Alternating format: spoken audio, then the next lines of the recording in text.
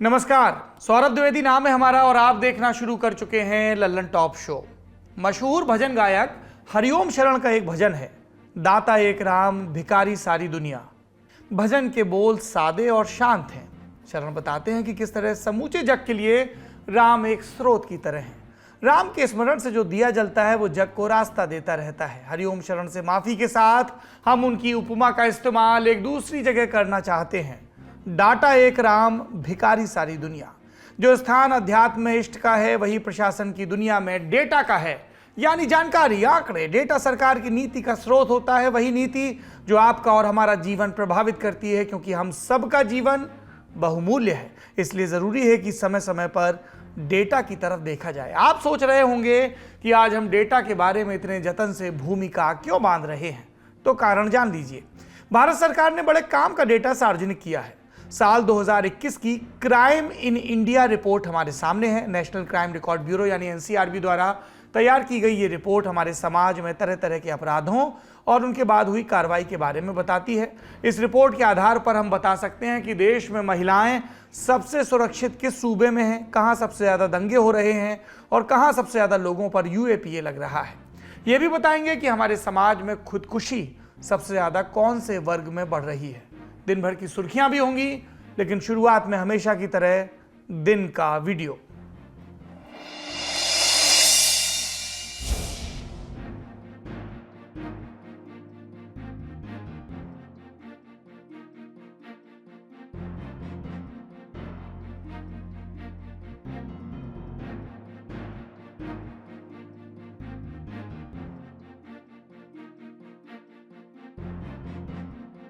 इस वीडियो के बारे में कुछ बताएं उससे पहले इसकी लोकेशन जान लीजिए। ये वीडियो उस राज्य का है जहां सुशासन का दावा किया जाता है।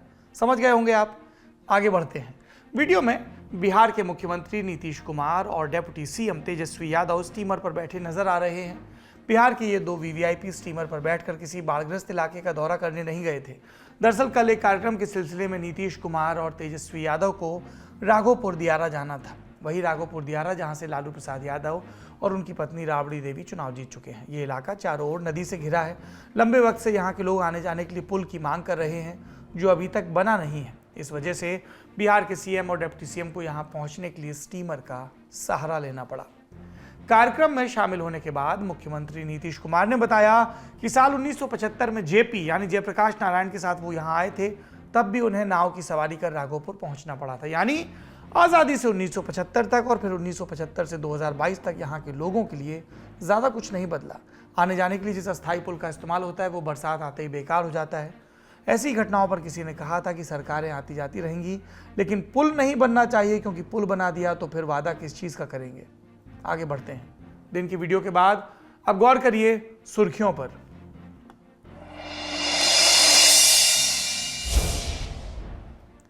दिल्ली के कथित शराब घोटाले में सीबीआई की जांच आज डिप्टी सीएम मनीष सिसोदिया की पत्नी के बैंक लॉकर तक पहुंच गई। आज सुबह सीबीआई की एक टीम गाजियाबाद के वसुंधरा सेक्टर 4 के पंजाब नेशनल बैंक पहुंची। इस बैंक में मनीष सिसोदिया की पत्नी का लॉकर है। सीबीआई की टीम ने सिसोदिया और उनकी पत्नी की मौजूदगी में बैंक लॉकर की जांच की। इस दौरान बैंक के गेट बंद रहे, किसी को भी अंदर आने या अंदर से बाहर जाने की इजाजत नहीं दी गई। कल मनीष ने ट्वीट करके सीबीआई के इस एक्शन की जानकारी देते हुए कहा था कि कल सीबीआई हमारा बैंक लॉकर देखने आ रही है। 19 अगस्त को मेरे घर पर 14 घंटे की रेड में कुछ नहीं मिला, लॉकर में भी कुछ नहीं मिलेगा। सीबीआई का स्वागत है। जांच में मैं और मेरा परिवार पूरा सहयोग करेगा। आज बैंक लॉकर की जांच के बाद मनीष सिसोदिया ने और क्या दावा किया, सुनिए। जन्माष्टमी के दिन मेरे घर पे सीबीआई की रेड की गई थी। तो जन्माष्टमी के दिन जब सीबीआई की रेड की गई थी तो उस दिन मेरे घर से मेरी पत्नी के लॉकर की चाबी ले गए थे, जिसका लॉकर यहाँ है। आज सीबीआई उस लॉकर को खोलने आई थी, उसकी जांच करने आई थी। उन्होंने हमें भी बुलाया था। लॉकर में भी जैसे मेरे घर में कुछ नहीं मिला, वैसे ही लॉकर में भी कुछ नहीं निकला। मुश्किल से 70-80 हजार रुपए के कुछ बच्चों के, कुछ मेरी पत्नी के ज्वेलरी वगैरह कुछ इस तरह की चीजें हैं। सिसोदिया का कहना है कि बैंक लॉकर से सीबीआई को 70-80 हजार रुपए सिर्फ की ज्वेलरी मिली। लेकिन इस मामले में बीजेपी आम आदमी पार्टी पर हमला करते हुए मधुशाला और ट्विन टावर का जिक्र क्यों कर रही है, सुनिए। देखिए कितनी विडंबना की बात है कि दुनिया में एक लौता ऐसा केस होगा जहां पर शिक्षा मंत्रालय और शराब मंत्रालय दोनों एक ही बिल्डर, एक ही व्यक्ति के हाथ में, और इस मंत्री ने दोनों ही tower of corruption, twin tower of corruption खड़ी कर दी। एक शराब घोटाले की टावर ऑफ करप्शन, दूसरी शिक्षा घोटाले की टावर ऑफ करप्शन। और जनता पूछ रही है कि केजरीवाल जी, ऐसी क्या मजबूरी है आपकी कि ये दो twin tower of corruption of Delhi के ट्विन टावर ऑफ करप्शन को ध्वस्त करने में, या कम से कम उनका इस्तीफा लेने में आप इतना कतरा क्यों रहे? मॉडल तो यह भी बन गया है कि मांगा जनता ने पाठशाला, दिया केजरीवाल ने मधुशाला। आम आदमी पार्टी और बीजेपी में पिछले कई दिनों से जारी आरोपों और दावों का सिलसिला आज भी चल ही रहा था कि इस बीच समाज सेवी अन्ना हजारे की एक चिट्ठी सामने आ गई। इस चिट्ठी में अन्ना हजारे ने शराब नीति को लेकर केजरीवाल को फटकार लगाई। अन्ना ने अपनी चिट्ठी में लिखा कि जब 10 साल पहले 18 सितंबर 2012 को दिल्ली में टीम अन्ना के सदस्यों की मीटिंग हुई, उस वक्त आपने राजनीतिक रास्ता अपनाने की बात रखी, लेकिन आप भूल गए कि राजनीतिक पार्टी बनाना यहाँ हमारे आंदोलन का उद्देश्य नहीं था। उस वक्त टीम अन्ना के बारे में जनता के मन में विश्वास पैदा हुआ था, इसलिए उस वक्त मेरी सोच थी कि टीम अन्ना देश भर में घूमकर लोक शिक्षण, लोक जागृति का काम करेगी। ये ज़रूरी था। अगर इस दिशा में काम होता तो कहीं पर भी शराब की ऐसी गलत नीति नहीं बनती। अरविंद केजरीवाल को लिखी चिट्ठी में अन्ना हजारे ने यह भी लिखा कि आपकी सरकार ने लोगों के जीवन को बर्बाद करने वाली, महिलाओं को प्रभावित करने वाली शराब नीति बनाई है। आपकी कथनी और करनी में फर्क है। इन सब के बीच आज दिल्ली विधानसभा के विशेष सत्र के तीसरे दिन भी सदन में खूब हंगामा हुआ। सदन में बीजेपी पर गरजते हुए सिसोदिया ने बीजेपी को बच्चा चोर पार्टी तक कह डाला। दरअसल यूपी के मथुरा रेलवे स्टेशन से एक बच्चा चोरी हो गया था, जो फिरोजाबाद में बीजेपी के एक पार्षद के घर से बरामद हुआ। आरोप और प्रत्यारोप के बीच सदन में बीजेपी और आप के विधायकों ने हंगामा और नारेबाजी की, जिसे देखते हुए विधानसभा का सत्र एक दिन के लिए और बढ़ा दिया गया। अब सदन की अगली कार्रवाई कल यानी 31 अगस्त को होगी। दूसरी सुर्खी के तार अगले महीने की 17 तारीख से जुड़े हैं। जी, कभी कभी हम भी टीवी वाली भाषा बोलते हैं। खैर, 17 अक्टूबर को कांग्रेस के अध्यक्ष पद का चुनाव होना है। इस बीच कांग्रेस सांसद शशि थरूर ने अखबार में एक लेख लिखा है, जिसे लेकर अटकल लग रही है कि वो पार्टी अध्यक्ष पद का चुनाव लड़ सकते हैं। शशि थरूर ने मलयालम अखबार मातृभूमि में लिखा कि एक नए अध्यक्ष का चुनाव करना कांग्रेस के पुनरुद्धार की दिशा में एक शुरुआत है और इसकी सख्त जरूरत भी है। मैं उम्मीद करता हूं कि चुनाव के लिए कई उम्मीदवार सामने आएंगे। पार्टी और देश के लिए अपने विचारों को सामने रखना निश्चित तौर पर जनहित में जाएगा। शशि थरूर ने यह आर्टिकल में यह भी लिखा कि पार्टी की वर्तमान स्थिति, संकट और राष्ट्रीय माहौल को देखते हुए जो भी अध्यक्ष बनेगा उसे पार्टी के कार्यकर्ताओं को सक्रिय करने और वोटरों को आकर्षित करने जैसी दोहरी चुनौतियों का सामना करना पड़ेगा। अध्यक्ष को न सिर्फ पार्टी की समस्याओं को दूर करने पर काम करना होगा, बल्कि भारत के लिए एक विजन भी देना होगा। थरूर कांग्रेस के G23 नेताओं में शामिल रहे हैं, जो लगातार पार्टी में संगठनात्मक बदलाव की मांग कर रहे हैं। फिलहाल शशि थरूर कांग्रेस अध्यक्ष पद का चुनाव लड़ेंगे या नहीं, ये साफ नहीं है। चुनाव में दावेदारी के सवाल पर थरूर ने किसी भी तरह की टिप्पणी से इनकार कर दिया। उनके अलावा कांग्रेस के एक और सीनियर लीडर दिग्विजय सिंह ने भी पार्टी के अध्यक्ष पद के चुनाव को लेकर एक बड़ा बयान दिया। आज तक न्यूज चैनल से बातचीत में दिग्विजय सिंह ने कहा कि कांग्रेस में कोई किसी को चुनाव लड़ने से नहीं रोकता। अगर कोई अच्छा उम्मीदवार नहीं आया तो मैं भी उम्मीदवार बन सकता हूं, मुझे कौन रोकेगा। दिग्विजय सिंह ने यह भी कहा कि अच्छा उम्मीदवार वो है जिसे कांग्रेस के अधिकतर कार्यकर्ता स्वीकार कर लें और जो कांग्रेस की मूल विचारधारा से जुड़ा हो। 28 अगस्त को कांग्रेस के अध्यक्ष पद के चुनाव की तारीख का ऐलान हुआ था। 17 अक्टूबर को चुनाव है, जिसका रिजल्ट 19 अक्टूबर को आएगा। नामांकन 24 सितंबर से 30 सितंबर तक दाखिल होंगे। कांग्रेस में अध्यक्ष पद के लिए करीब 3 बरस से रस्साकशी चल रही है। आज़ादी के 75 साल में 40 साल नेहरू गांधी परिवार से कोई ना कोई अध्यक्ष रहा। राहुल गांधी ने 2019 के लोकसभा चुनाव में हार के बाद अध्यक्षी से इस्तीफा दिया और इसके बाद से अंतरिम अध्यक्ष के तौर पर उनकी माताजी सोनिया गांधी कमान संभाल रही हैं। तीसरी सुर्खी पश्चिम बंगाल के कोयला घोटाले से जुड़ी है। तृणमूल कांग्रेस के राष्ट्रीय महासचिव और ममता बनर्जी के भतीजे सांसद अभिषेक बनर्जी को ईडी ने कोयला तस्करी से जुड़े मामले में तलब किया। पूछताछ के लिए अभिषेक बनर्जी को 2 सितंबर के दिन ईडी के कोलकाता वाले दफ्तर में पेश होना होगा। सोमवार को सीएम ममता बनर्जी और उनके भतीजे अभिषेक ने आशंका जताई थी कि जांच एजेंसियां उन्हें नोटिस भेज सकती हैं। इस मामले में सीबीआई और ईडी दोनों ही टीएमसी नेता अभिषेक और उनकी पत्नी रुजिरा बनर्जी से पूछताछ कर चुकी हैं। कोयला घोटाले से जुड़े इस मामले में प्रवर्तन निदेशालय ने पिछले दिनों पश्चिम बंगाल के 8 आईपीएस अधिकारियों को भी समन जारी किया था। सभी अफसरों को पूछताछ के लिए दिल्ली बुलाया गया था। दरअसल प्रवर्तन निदेशालय ने सीबीआई की बरस 2020 की उस एफआईआर को आधार पर मामला दर्ज किया, जिसमें आसनसोल और उसके आसपास के इलाकों में ईस्टर्न कोलफील्ड्स लिमिटेड की खदानों से संबंधित करोड़ों रुपए के कोयला घोटाले का आरोप लगाया गया है। ईडी ने इस मामले को मनी लॉन्ड्रिंग एक्ट के तहत दर्ज किया था।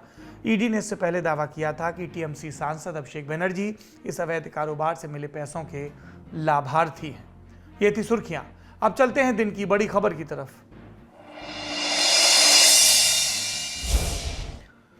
हमने शो की शुरुआत में एक बार डेटा के महत्व को रेखांकित किया था। अपराध और अपराधियों के डेटा से क्या फायदा हो सकता है, ये समझने के लिए आप आज से 68 साल पहले आई क्राइम इन इंडिया रिपोर्ट देख सकते हैं। भारत में अपराधों की जानकारी रिकॉर्ड्स में अंग्रेजों के जमाने से ही दर्ज हो रही थी, लेकिन 1954 में पहली बार केंद्रीय गृह मंत्रालय ने एक विधिवत रिपोर्ट जारी की। इसमें 1953 के आंकड़े शामिल किए गए थे।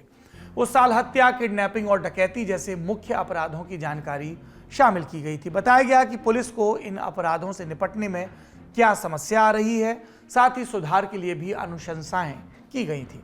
आप तब की अनुशंसाएं देखेंगे तो लगेगा कि 2022 की ही बात हो रही है। कुछ बिंदुओं पर गौर करिए। पुलिस में बेहतर रिक्रूट्स की भर्ती हो, आतंक अपराधियों पर नकेल के लिए अलग से कानून हो, फॉरेंसिक लैब्स की स्थापना हो, ग्रामीण इलाकों में पुलिस को मजबूत किया जाए, अदालतों में मामलों के तेजी से निस्तारण के लिए और मजिस्ट्रेट नियुक्त किए जाए। इन सारी अनुशंसाओं पर काम कहां तक पहुंचा, उस पर अलग से बात हो सकती है, पर इतना तो है कि कुछ एक अपवाद को छोड़कर इस तरह की रिपोर्ट्स का संकलन साल दर साल ज्यादा विस्तृत हुआ। पहले खुफिया विभाग यानी आईबी ये रिपोर्ट्स बनाता था, लेकिन राष्ट्रीय पुलिस कमीशन और गृह मंत्रालय की एक टास्क फोर्स की सिफारिशों के आधार पर 1986 में अलग से नेशनल क्राइम रिकॉर्ड्स ब्यूरो बनाया गया। एनसीआरबी रिपोर्ट बनाने के अलावा और क्या करता है, उस पर किसी दिन लल्लन टॉप शो में आपको विस्तार से जरूर बताएंगे। फिलहाल अपना ध्यान लगाते हैं क्राइम इन इंडिया 2021 की रिपोर्ट पर। हर बार की तरह क्राइम इन इंडिया 2021 का स्रोत भी राज्यों द्वारा इकट्ठा की जानकारी है। जी, अपने यहाँ हुए अपराधों के बारे में जो भी राज्यों और एजेंसियों ने केंद्र को बताया वही रिपोर्ट में संकलित है। केंद्र ने अपनी तरफ से आंकड़ों का कोई सत्यापन नहीं किया, इसलिए दो तरह के लोगों की बात का ज्यादा लोड मत लीजिएगा। जो नेताजी कहें कि हमारे यहाँ की कानून व्यवस्था सबसे अच्छी है, या जो नेताजी कहें कि फलाने राज्य में कानून व्यवस्था सबसे घटिया है। वैसे भी नेताओं और आंकड़ों की पटती नहीं है। अब आ जाइए दूसरे राइडर पर। एनसीआरबी अपनी रिपोर्ट में एफआईआर को आधार बनाता है। अब आप तो जानते ही हैं कि थाने में तहरीर से लेकर एफआईआर तक का सफर कई बार कितना लंबा और जटिल होता है। हर मामला जो तहरीर की शक्ल में पुलिस के सामने आता है उस पर एफआईआर नहीं दर्ज की जाती। ऐसे में अंडर रिपोर्टिंग भी होती है, यानी अपराधों की असल संख्या भी मालूम नहीं चलती। कई बार अपराधों की संख्या एक और कारण से भी घटती है। एनसीआरबी संकलन के लिए प्रिंसिपल ऑफेंस रूल का इस्तेमाल करता है, यानी एक एफआईआर में अगर एक से ज्यादा अपराधों का जिक्र हो तो सबसे गंभीर अपराध को ही गिना जाता है। मिसाल के लिए अगर किसी मामले में बलात्कार और हत्या दोनों हुए हैं तो सिर्फ हत्या को गिना जाएगा, वो ज्यादा गंभीर अपराध माना जाता है कानून की नजर में। रिपोर्ट भारी भरकम है, कुल 3 वॉल्यूम प्रकाशित हुए हैं 3 खंडों में, इसलिए रिपोर्ट के सारे पहलुओं का अध्ययन करना मुश्किल है। हमने रिपोर्ट के कुछ हिस्सों पर अपना ध्यान केंद्रित किया है। पहला हिस्सा है snapshots, state and union territory. इसमें 27 बिंदुओं में मोटा माटी आंकड़ों और पैटर्न्स को बताया गया है। क्या है स्नैपशॉट्स में, सुनिए। 2021 में कुल 60,96,310 संज्ञेय अपराध दर्ज हुए। 2020 की तुलना में 7.6% गिरावट हुई। 1 लाख की आबादी पर अपराध 487.8 से 445.9 पर आ गए। अब आप पूछेंगे ये गिरावट कैसे हुई, क्या अपराधी वाकई सुधर गए? तो जवाब ये नहीं है। गिरावट का बड़ा हिस्सा ऐसे मामलों में आया जो किसी पब्लिक सर्वेंट के आदेश की अवहेलना पर बनते हैं। मिसाल के लिए भीड़ को जुटने से रोकने के लिए धारा 144 लागू कर दी जाती है। इसके उल्लंघन पर पुलिस आप पर वैधानिक कार्रवाई कर सकती है। आईपीसी की धारा 188 के तहत भी मामला बन सकता है। 2020 में ऐसे 6,12,000 मामले दर्ज हुए थे। 2021 में इनकी संख्या हो गई 3,22,000। इसी तरह अदर आईपीसी क्राइम्स भी 10,62,000 से 4,96,000 पर आ गए हैं। दूसरा, ऑफेंस अफेक्टिंग ह्यूमन बॉडी, यानी हत्या, चोट पहुंचाना, किडनैपिंग आदि, ये 5.1% बढ़ गए हैं। क्राइम रेट पहले 77.4 था, अब हो गया 80.5। हत्याओं के मामले कमोबेश उतने ही हैं, लेकिन किडनैपिंग के मामले एक बरस में 19.9% बढ़ गए हैं। यहाँ एक बात और गौर करने वाली है। किडनैपिंग के कुल मामलों में बच्चियों और महिलाओं की संख्या तकरीबन 85% थी। आंकड़ों को माइक्रोस्कोप से देखने पर मालूम चलता है कि नारी पूजा की डींगे हाँकने वाले हमारे समाज में महिलाएं कितनी सुरक्षित हैं। महिलाओं के खिलाफ अपराध साल भर में 15.3% बढ़े। 31.8% मामलों में महिलाएं पति या फिर पति के रिश्तेदारों के हाथों क्रूरता का शिकार बनी। महिलाओं के साथ साथ बच्चे भी पहले से ज्यादा असुरक्षित हुए हैं। उनके खिलाफ अपराध 16.2% बढ़ गए। अगवा होने वाले लोगों में तकरीबन 70% बच्चे ही थे। अब गौर करते हैं वंचित तबकों के खिलाफ होने वाले अपराधों पर। इस बात में राहत खोजी जा सकती है कि अनुसूचित जाति के लोगों के खिलाफ होने वाले अपराधों की संख्या कमोबेश उतनी ही है। आंकड़ा 50,291 मामलों से 50,900 मामलों तक ही पहुंचा। वैसे आदर्श स्थिति यही होगी कि ऐसे मामलों की संख्या घटते घटते नगण्य हो जाए। अनुसूचित जनजाति के खिलाफ अपराध 8,272 से बढ़कर 8,802 हो गए, यानी यहाँ उछाल 6.4% का है और ये हमारे लिए चिंता का विषय होना चाहिए। अगला बिंदु दिलचस्प है। इन दिनों आर्थिक अपराध और भ्रष्टाचार पर एजेंसियों की कार्रवाई की बहुत सी खबरें आती हैं। इन्हें लेकर राजनीति भी खूब होती है। एनसीआरबी की रिपोर्ट में इनकी जानकारी भी दर्ज है। कुल मामलों में राजनीतिक मामलों की संख्या बहुत छोटी होती है। ज्यादातर मामले फ्रॉड और जालसाजी जैसे हैं। लेकिन आंकड़ा क्या है? आर्थिक अपराध एक साल में 19.4% बढ़ गए। इसी तरह राज्यों में एंटी करप्शन ब्यूरो द्वारा दर्ज मामलों में भी 19.9% की बढ़त हुई। इनमें से तकरीबन 68% मामले ऐसे थे जिसमें जाल बिछाकर आरोपी को पकड़ा गया। आपने वैसी खबरें पढ़ी भी होंगी, अफसर घूस लेते हुए रंगे हाथ गिरफ्तार। ये वैसे ही मामले थे। अगला बिंदु, ये देश की तमाम सुरक्षा एजेंसियों के लिए चिंता का विषय होना चाहिए। 2020 में जहां 68,312 किलो विस्फोटक बरामद हुआ, वहीं 2021 में 1,42,914 किलो विस्फोटक बरामद हुआ, यानी दोगुने से भी ज्यादा। बरामद विस्फोटकों में आरडीएक्स, टीएनटी, प्लास्टिक विस्फोटक वगैरह थे। 143 टन कुल बरामद हुआ, जिसमें 195 किलो विस्फोटक आतंकवादियों से, उग्रवादियों से और चरमपंथियों के पास से मिला। अभी मुझे भी डेटा समझ में आ गया। अभी डेटा इतनी जटिल चीज़ होती है ना कि बहुत गौर से पढ़ना पड़ता है, और चूंकि हमारा ये काम है कि हम आपको भी बहुत सरल ढंग से बताएं, तो कन्फ्यूजन की गुंजाइश नहीं होनी चाहिए। इसलिए मैं भी अटक गया। मुझे लगा कि आप ना अटकें, इसलिए अपना अटकना ठीक है। आगे बढ़ते हैं। बाकी विस्फोटक तस्करों के पास से मिला। विस्फोटक की बरामदगी सुरक्षा एजेंसियों की सफलता भी है और चेतावनी भी कि विस्फोटकों की तस्करी बहुत बड़े पैमाने पर बढ़ रही है। ये अच्छा संकेत नहीं है, क्योंकि एक्सप्लोसिव डिवाइसेस यानी डेटोनेटर, ग्रेनेड आदि की बरामदगी में भी 9% से ज़्यादा का उछाल आया है। जैसा हमने आपको बताया था, स्नैपशॉट्स वाले हिस्से में मोटा माटी बातें थी और वहाँ भी कुल 27 बिंदु थे, जिनमें से महत्वपूर्ण विषयों को हमने इन 5 वर्गों में समेटने की कोशिश की और अब तक की बात ज़्यादातर आंकड़ों में हुई। अब हम आंकड़ों से निकलकर पैटर्न की तरफ चलेंगे और इसके लिए हम मीडिया रिपोर्ट्स का भी सहारा लेंगे। आज एनसीआरबी की रिपोर्ट से निकलकर जितनी बातें सामने आई, उनमें सबसे ज़्यादा चर्चा खुदकुशी के आंकड़ों की है। 2021 के साल में कुल 1,64,033 लोगों ने अपनी जान ली, जबकि 2020 में यह आंकड़ा 1,53,052 था, यानी 7.18% का उछाल है। लेकिन जब आप इस बात पर गौर करेंगे कि खुदकुशी कर कौन रहा है, तब आपको लोगों की मानसिक सेहत के साथ साथ देश की आर्थिक सेहत का भी अंदाजा हो जाएगा। इंडियन एक्सप्रेस के लिए हरिकिशन शर्मा ने खुदकुशी के आंकड़ों पर विस्तार से रिपोर्ट की। वो अपनी रिपोर्ट में बताते हैं कि खुदकुशी के 25.6% मामलों में दैनिक वेतन भोगियों ने अपनी जान ली, यानी डेली वेज पर काम करने वाले लोग। थोड़ी छूट लेकर इन्हें आप मजदूर कह सकते हैं, लेकिन हम यहाँ साफ कर दें, यहाँ खेतों में मजदूरी कर रहे लोगों को नहीं जोड़ा गया, उनके लिए अलग से कॉलम है। 2020 कोरोना महामारी और सख्त लॉकडाउन का साल था। 2021 में महामारी की दूसरी लहर आई, लेकिन 2019 में जब महामारी नहीं थी, तब भी 23.4% खुदकुशी के जो मामले थे वो डेली वेज पर काम करने वालों के थे। 2020 में संख्या बढ़कर 24.6% हुई और 2021 में 25% को पार कर गई।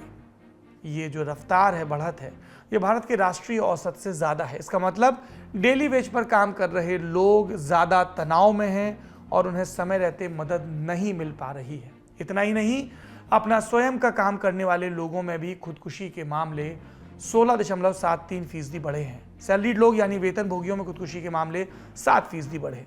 इन सारे आंकड़ों के बाद आप चाहें तो इस बात में राहत खोज सकते हैं कि बेरोजगारों के बीच खुदकुशी के मामले 12.38% घट गए। सबसे ज़्यादा मामले सामने आए महाराष्ट्र से। एनसीआरबी की रिपोर्ट में कहा गया है कि खुदकुशी करने वालों के पेशे वाली जानकारी का उनकी आत्महत्या के कारण से संबंध नहीं है। रिपोर्ट खुदकुशी के 33.2% मामलों को पारिवारिक कारणों के चलते बताती है और 18.6% मामलों को बीमारी के चलते। लेकिन ये साफ नहीं करती कि क्या पारिवारिक कारणों में आर्थिक कारण भी शामिल हैं। आंकड़े सभी के सामने हैं। साफ दिख रहा है कि डेली वेज, सैलरीड क्लास और अपना काम करने वालों में खुदकुशी के मामले बढ़ गए हैं। फिर भी तर्क के लिए आर्थिक पक्ष को किनारे रख दिया जाए तो क्या ये नहीं कहा जा सकता कि इन तबकों तक मानसिक स्वास्थ्य की सुविधाओं की पहुंच बहुत कमजोर है? क्या इसके लिए राज्यों की सरकारों को कटघरे में खड़ा नहीं किया जाना चाहिए? चलने से पहले आपको एक और महत्वपूर्ण विषय के आंकड़े भी बता देते हैं। भारत में पुलिस सुधार की मांग तब और मुखर हो जाती है जब कस्टोडियल डेथ यानी हिरासत में मौत की खबर आती है। आप किसी भी राज्य के अखबार खंगाल कर देख लीजिए, नियमित रूप से खबर आती है कि थाने में रहस्यमयी परिस्थितियों में आरोपी या गवाह की मौत हो गई और इसके बाद शुरू हो जाता है लीपापोती का दौर। इस पर हम पहले भी कई बार आपसे बात कर चुके हैं। आज आंकड़े देखते हैं। साल 2021 में सबसे ज्यादा कस्टोडियल डेथ हुई गुजरात में। देश भर के कुल 88 मामलों में से 23 गुजरात से हैं। 2020 से तुलना करें तो गुजरात में कस्टोडियल डेथ्स में 53% की बढ़ोतरी हुई।